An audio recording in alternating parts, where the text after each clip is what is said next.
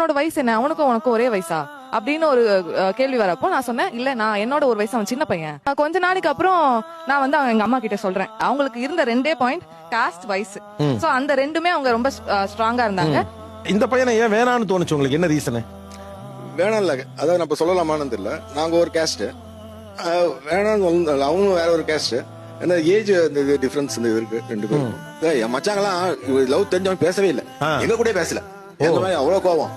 அதுக்கப்புறம் எனக்கு கோவம் வந்துருச்சு இவங்க ஒய்ஃப். எனக்கு என்ன போச்சு, இவங்க வேணா கூட பிறந்தவங்க பயப்படலாம், நான் பயப்படணும். அவன் வீட்டு மாப்பிள்ள ஒரு மாதிரி பேச ஆரம்பிச்சிட்டேன்.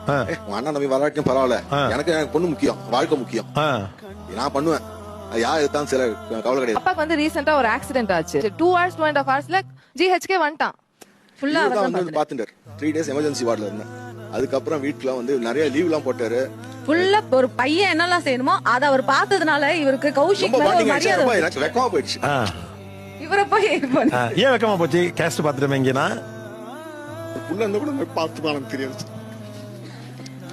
வேலை நம்ம காஸ்ட்டை வச்சு இதை வேணான்னு சொல்லியிருந்தா இந்த நல்ல சம்பந்தம், நல்ல குடும்பம் அவங்க சைடு இதெல்லாம் மிஸ் ஆயிருக்குன்னு தோணுதா இல்லையா? 101% சார்.